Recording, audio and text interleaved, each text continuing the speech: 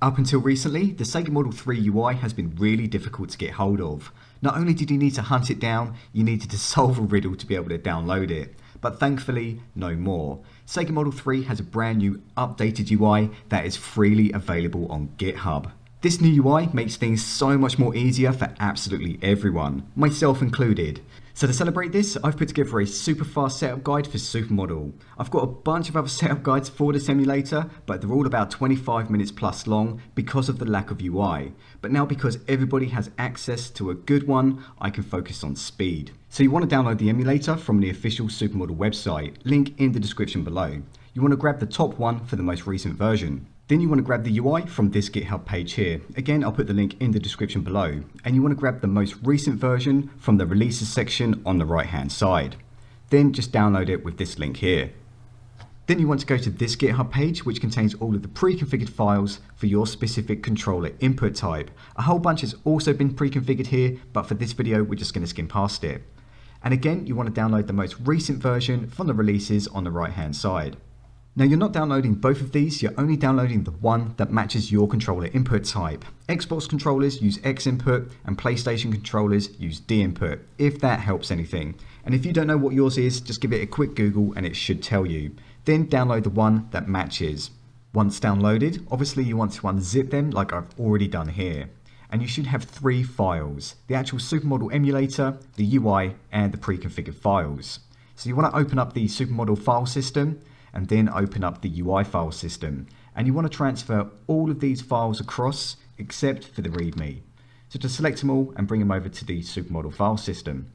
Then just close this down, open up the pre-configured files, and then you want to transfer both of these folders across again to the Supermodel file system.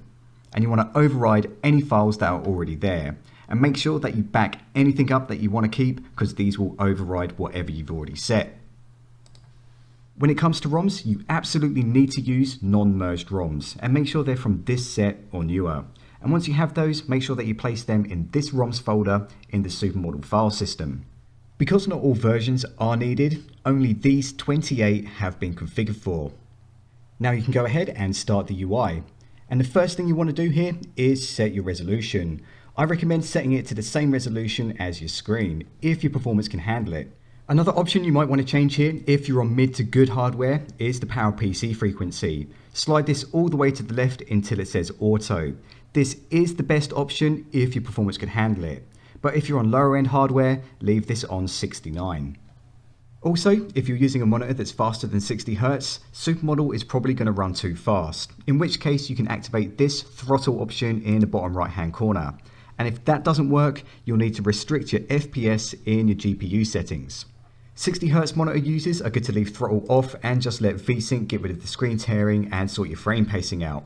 Now at this point, you can select your game, press load ROM and you're away. All controls pre-configured and all of those little things that needed doing have already been done for you. If you want to know what the buttons are, I've made these button layout images for every single game. And I've put these up on the Launchbox forums. These reflect exactly what I've set in those pre-configuration files. And of course, I'll put a link for this in the description below.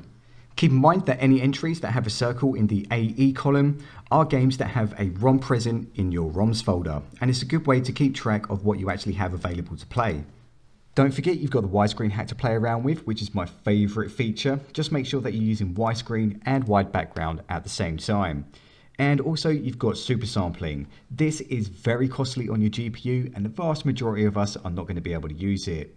And also it can break games in half depending on how you set it up. Definitely something to be set up on a per game basis if your performance can hack it. Now if you want to resolve any issues or you want to go a bit more in depth or you want to set this up with Launchbox, please refer to this older video. I go fully in depth on how to do all of this. This video is just a quick setup guide. There we go, that's how to get Supermodel standalone set up with the brand new UI in probably the quickest time possible. And if this video has saved you some time, slam me a like, and if you want to keep up to date, you know what to do. And apart from that, play some games. Adios.